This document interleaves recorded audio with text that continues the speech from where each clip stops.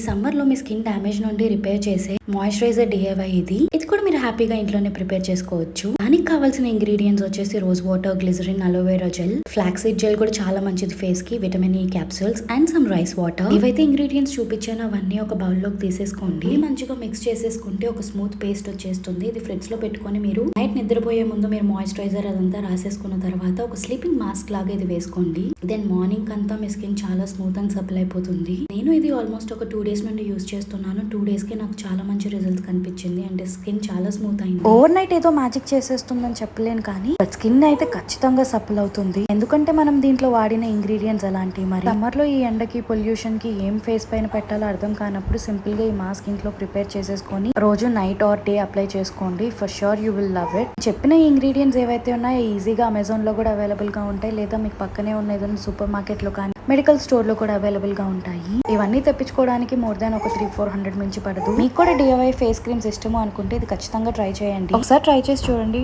I think you will find some good results. నచ్చితే please subscribe. Bye.